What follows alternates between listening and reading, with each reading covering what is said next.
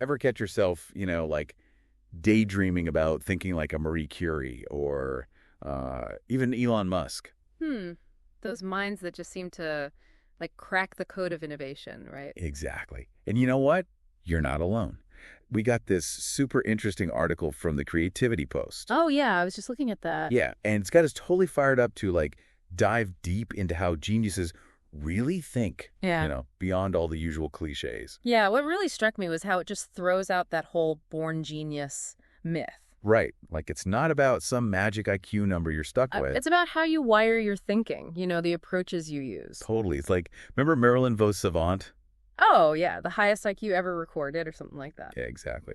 But have you seen like any groundbreaking scientific theories with her name on them? Not that I know of. Exactly. And this article, it dives into this whole other concept, productive thinking. It's like the difference between, I don't know, following a recipe to the letter Okay. versus just like whipping up something totally new and amazing in the kitchen. Okay, so walk me through this whole productive versus reproductive thinking thing. Like, what's the difference really? So imagine someone asks you, what's half of 13? Okay. Now, most of us, we'd probably say 6.5 without even like blinking an eye. Right. That's reproductive thinking. We're just relying on these well-worn pathways in our brains. It's like our brains are on autopilot. Exactly. But now, a productive thinker, someone like, I don't know, a Steve Jobs, they might say half of 13 is thir, splitting the word itself in half. Or even 8, if we're talking Roman numerals and we just, chop third and 2, you get 8. They come up with a whole bunch of possibilities, challenge those assumptions we don't even realize we're making. So it's like breaking free from those mental ruts we get stuck in. Exactly. I love it. But how do we actually do that? Like, what does thinking like a genius actually look like in action? Well, that's where it gets really cool. This article, it lays out 9 distinct strategies that like geniuses throughout history seem to use, almost like a mental toolkit for innovation and creativity. 9 strategies. Okay, now you're speaking my language. Yeah. So it's not about being born brilliant. It's like having the right tools in your mental workshop. Precisely. And the best part is these aren't like exclusive tools that only geniuses have access to. We can all learn to use them. So no more excuses about not being a genius. Exactly. I love it. So let's break down these strategies. What's like the first one on the list? All right, so the first one is multiple perspectives. Okay. Geniuses, they're like mental contortionists or something. They can see a problem from every angle imaginable. Okay. Think about Leonardo da Vinci. I mean, the guy was all about understanding every single facet of something, before he'd even pick up a paintbrush. It's like that saying, if you're not confused, you're not paying attention. Yes. Sometimes it's like the more perspectives you get on something, the more you realize you don't know. Right. It's about fighting that natural tendency we all have to get stuck in our own limited view of things. Geniuses, they're constantly asking, what if? And how else could this be seen? Okay, so multiple perspectives, check. Like that one's all about, like we said, getting out of our own heads and then seeing things from every angle possible.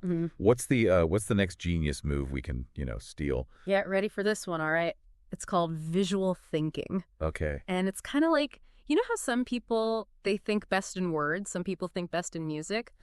Geniuses, they often think in pictures. Ooh, I can actually relate to that. Yeah. I'm like a very visual learner, I think. I'm always like doodling in my notes and stuff. There you go. You see, you're on your way to genius level thinking already. I like it. But seriously, it's about making your thoughts tangible, right? So diagrams, sketches, even just mental imagery, anything that can kind of bring those ideas to life visually. Okay. Like think about Einstein, right?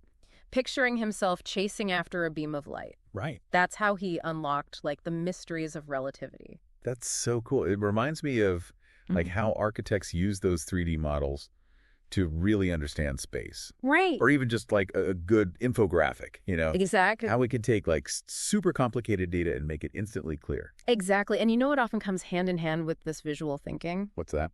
It's called embrace productivity. Okay. And I know that sounds kind of obvious, right? Like, oh, geniuses, they work hard. Right. But it's not just about the hours you put in. It's about really embracing a mindset of experimentation and honestly, a little bit of like playful chaos, Playful chaos. Okay, now you've got my attention.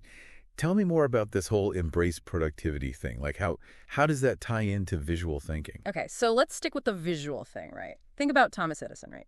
All those patents. Right. He had like a gazillion patents. It's 1,093 to be exact. Oh, my bad. You're right. But not all of them were home runs, right? Right. But each one, every sketch, every prototype, it was a step towards something groundbreaking. It's about not being afraid to just get your hands dirty, make those ideas tangible. So it's not about like being super precious with every single idea that pops into your head. No, no, no. It's more about like getting it out there, testing it out, even if it's like half-baked at first. Exactly. Sometimes those aha moments only come from the act of creating, from experimenting. That makes sense. So, okay, we've got multiple perspectives, visual thinking, and of course, a healthy dose of productive chaos. Right. What's next in our genius arsenal? Okay, this one is called Novel Combinations, all right? Okay. And it's all about becoming like a master connector. Right. Think of like those kids' toys where you can connect different things together to build something new. Right, like Legos or something. Exactly. Yeah. Geniuses, they're constantly spotting links between like seemingly unrelated ideas. So, like, they can connect the dots in a way that nobody else can. Yeah. Precisely. They're not afraid to borrow from different fields, different industries, see the potential in combining things that at first glance seem totally random. Like, okay, I'm gonna quiz you on this one, all right? Hit me. What do Bear, peanut butter and jelly sandwiches, and the internet all have in common? Okay, now you're just messing with me. Yeah. But I'm intrigued, though. What do those things have in common? I'm stumped. They're all novel combinations. Okay. Einstein, he took already existing concepts, Right. combined them in a totally new way to like revolutionize physics. Right. The peanut butter and jelly sandwich, right? Took two like humble ingredients, combined them, became a culinary icon. Right. And the internet, come on, that's like a million different technologies mashed up to create something totally new. Okay, that is actually a really cool way to think about it. Yeah. So it's not always about reinventing the wheel, right? It's Right. about like seeing those unexpected connections, those what if we combine this with that kind of moments. Yes, precisely. And that leads us perfectly to our next strategy, force relationships. Okay. It's like novel combinations, right? Okay. But even more, I don't know, more unexpected. It's more about actively seeking out connections, even if they seem, I don't know, ridiculous at first. Or force relationships. So Yeah. like we're not just waiting for those aha moments to hit us like a bolt of lightning. Right. We're actively searching for those connections, even in the most unlikely places. You've got it. Like, ask yourself, what does this problem remind me of, even if the answer seems totally out of left field? Like, remember the story of Kekulé and the benzene molecule? Refresh my memory. So he was struggling, right, to figure out the structure of this molecule, and then bam. He has a dream about a snake biting its own tail, and that gives him the answer. Wait, hold on. A snake dream leads to a scientific breakthrough. That sounds kind of crazy. It might sound crazy, but it's a perfect example of forcing relationships. That, like, seemingly random image of the snake, it sparked the idea of a ring-shaped molecule, and boom, problem solved. Okay, so I'm starting to see how these strategies all kind of build on each other. Right. Like multiple perspectives help us see more possibilities. Visual thinking makes those possibilities more concrete. Yes. Then embracing productivity, novel combinations, push us to explore those connections further. Yeah. And then force relationships. Yeah. That's like taking that exploration to like the next level. Exactly. You're pushing past those initial, that's crazy thoughts to see if like maybe, just maybe there's something there. Exactly. You're getting it. And you know what's even more interesting? Sometimes genius-level thinking, it means embracing the seemingly paradoxical. Okay. That's where our next strategy comes in, thinking in opposites. Thinking in opposites. Okay, now you're really messing with me.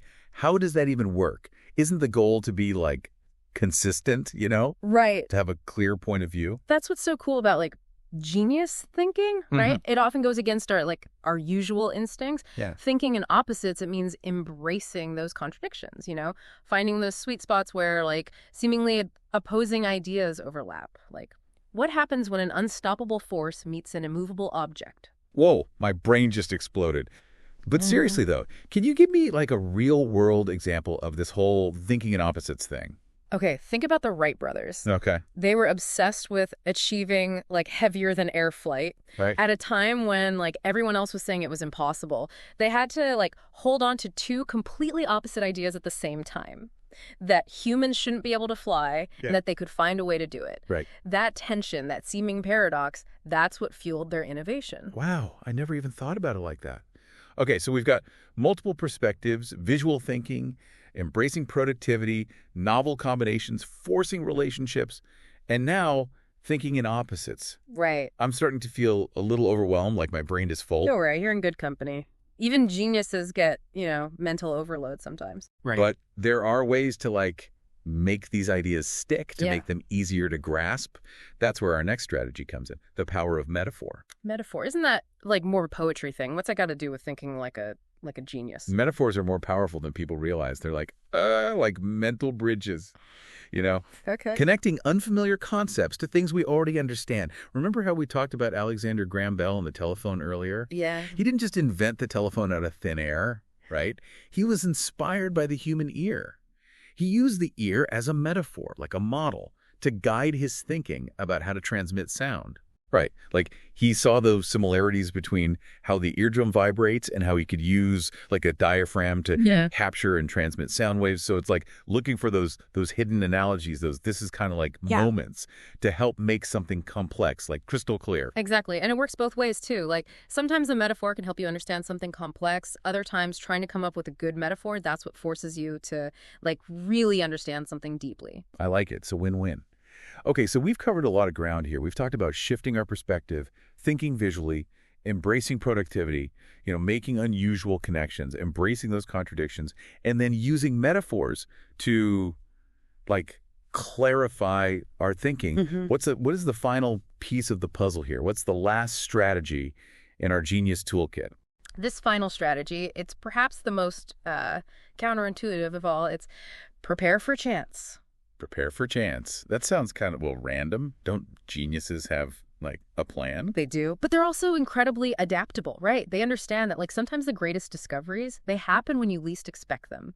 Think about, like, Alexander Fleming and the discovery of penicillin. Okay, right. He didn't wake up one day and say, like, I'm going to revolutionize medicine by finding a moldy petri dish. Right, yeah. But he was curious enough, observant enough, and honestly open-minded enough to realize that his little accident was actually a huge breakthrough. So it's not just about being lucky. It's about, like, being open to those lucky breaks when they happen. Precisely. It's about cultivating that mindset of curiosity, of paying attention to those seemingly insignificant details that most other people would just, like, completely overlook. This whole deep dive, it's been amazing. It's like you've given us and our lucky listener a whole new mental operating system. Yeah. But here's the question I'm left with.